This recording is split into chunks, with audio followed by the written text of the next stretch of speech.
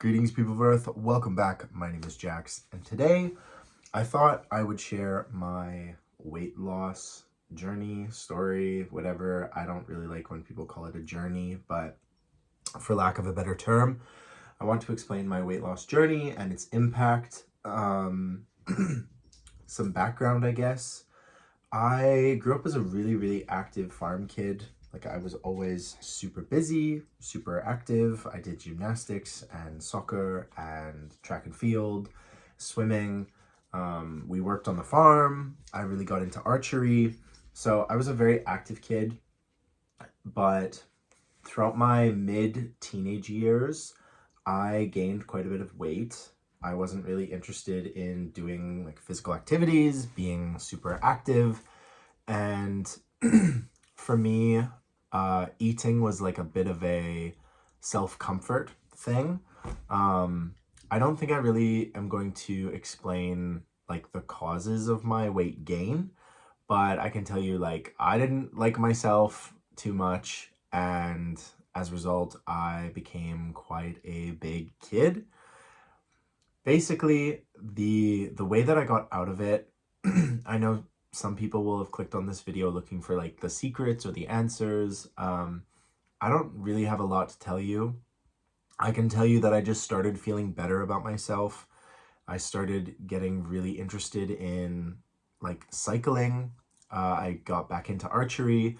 I got really into like gym culture and going to the gym and working out and protein and supplements, and I got into all of that and I got really obsessed with it. But I think the biggest thing for me was I just started feeling like I was okay. Like, I didn't dislike myself as much as I used to. And as a result, from the time I was probably 17 to the time I was 19, I lost a huge amount of weight. I think I never like really weighed myself at that point, but from several different pieces of information, I think I lost close to 40 pounds, maybe 50 pounds of weight. And I would say it was a huge like lifestyle change. I started just eating better. I was less interested in processed foods and, like I said, working out and all of that. Now, the vast majority of what I want to talk about in this video is the impact it has had on me in multiple ways. Excuse me. The impact it has had on me on multiple areas of my life, and some of the changes that I didn't expect to feel, but I have. And maybe just some general talk about society and views on weight loss, weight gaining, anxieties, feeling like you're not good enough, falling into maybe some bad habits. I'm trying very hard not to get this video age restricted or anything because, I think this is an important message for everyone to hear. So I at my peak weight, I think I was bullied quite a lot for being a larger kid, like bullies are jerks. They made bad jokes. They made fun of me, and that did not make me feel any better, and sort of the vicious cycle continues. And that sucks. Like, that's really not okay. If you needed a reason not to bully people for how they look, I am your reason. Don't bully people for how they look. It should be pretty easy. But I noticed very quickly that as soon as I lost the weight, and that happened over a very short period of time, it had basically happened over the course of a semester of high school, like my last year of high school. Basically, I was treated so much differently. I got a haircut, I got some good friends, and my life really did do a little bit of a like 180, like it completely changed direction. And I was just amazed at how people who had treated me really poorly before wanted to be my best friend, and they wanted to be super close, and they thought, I was so cool all of a sudden. And they didn't do that before. And so because my transformation was so quick and so abrupt, it was really jarring to then be treated so differently by so many people in my life. And suddenly I had value. I wasn't the butt of jokes. People didn't make fun of me. People were afraid to make fun of me because I became a bit of a meathead, muscly guy. That's not to say I became a bully or anything. I was just the quiet gym bro. And I was just really amazed that like people started really being interested. Another interesting aspect was girls had never like hit on me or anything before. But after I lost the weight and I got a haircut and I got into skincare and a whole bunch of this stuff, at this point I didn't know I was gay. But girls started becoming like very interested in me and asking me on dates, asking me to prom and like all of those things. We don't actually have prom in Canada, or at least my school did not. But they asked me to like senior final and like all of these other things.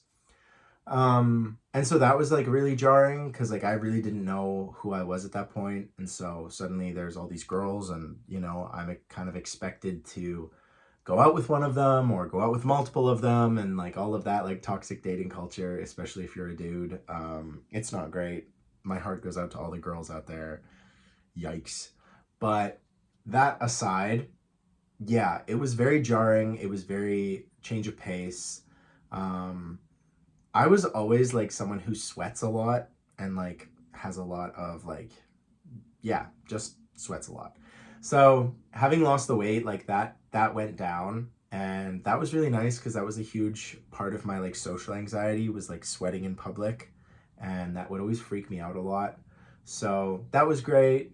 I didn't have a big appetite, like I wasn't constantly hungry, I wasn't spending all my time eating. So like those were great benefits. It did create an unhealthy relationship with food for a while where I was almost like kind of scared to like eat in public or um, eat the wrong thing, or I would feel really awful after I ate the wrong thing. And so like you're constantly kind of fighting with yourself throughout the day, being like, no, like I've eaten already, like I've had breakfast, like I'm not going to do this. And let me tell you, when food is an enemy, like when it's a bad thing in your life, that is so hard because food is literally everywhere. Our society is chock a block with high processed foods, bad calories, bad sugars, bad fats, all of it. And so when you're like going through your day constantly freaking out about what you're eating, that is not great. And like by all means, I am not the person who has had the biggest struggle with food. There are a huge amount of people, you can just Google it. There are a huge amount of people that struggle with all kinds of disorders and difficulties and just really dark emotions when it comes to food. I am fortunate that I haven't felt or experienced the worst of it. But I can tell you from even my experience, it is not fun when food is your enemy and you feel just awful after you've eaten something, or you apply it to your self-worth and you say, well, I ate this many calories today, I'm a horrible human being. And that is so hard because we're not really told how to regulate this stuff in a healthy way, which is bizarre. We're taught the theory of Pythagoras and all kinds of like useless biology stuff, but we're not told how to regulate our bodies or how to feel good in our own skin. We are not told how to pay our taxes or exercise. Like those things are so far down the list of things we are taught as young people, and that's insane to me. That really bothers me. So yeah, other things, these are some more lighthearted things about weight loss. I found that I couldn't sit in a chair for more than like an hour. After that, my butt just starts hurting, and I'm like, no, I don't have the cushion anymore. I don't like this. I remember I used to really, really, really love swimming, and I could swim in any pool, lake, river at any time of the year. And now I get way too cold. Again, like I don't know what it is, but I attribute it to weight loss and that kind of thing. I talked about the sweating, but just temperature regulation in general. I get cold a lot. Like my hands and my feet are constantly freezing, and I don't remember that ever being a thing. I attribute it to weight loss. You might say something like, well, Jax, you were a young kid, like your metabolism was probably way higher, so it was probably that. It probably had nothing to do with the weight. Maybe, I don't know, but I always attribute it to the weight loss, that kind of thing. I still have like some of the clothes that I wore at that age, and none of them fit me at all. And so that's like a weird feeling to feel like I was once like a bigger version of myself, and now those clothes don't fit. And that's, I don't know, some people find that like a really nice thought, like, oh, look at me, I'm like skinnier now. But it's just different for me. Like, I don't see it as like a big brag or anything like that. But I also don't see it as like a bad thing or a negative thing. It's just interesting philosophically for me to think about how I used to be bigger and now I'm not. So, you know, like there's lots of different features to it. I talked a little bit about how people treat me differently based on what I look like. I think it's really interesting when people talk about pretty privilege. I have that experience from both sides.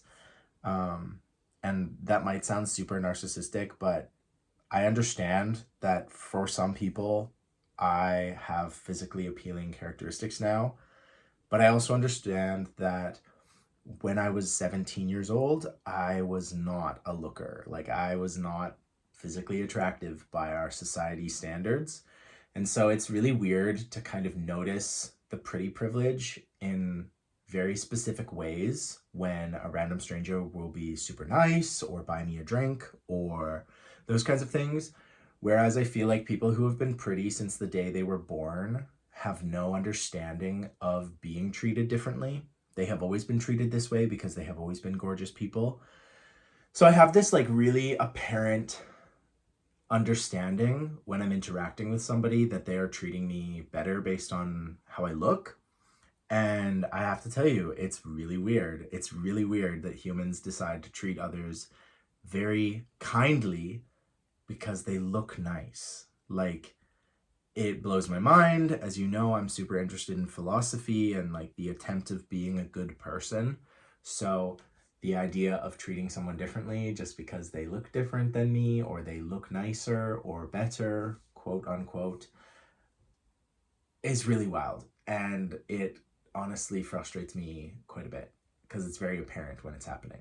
So that is interesting.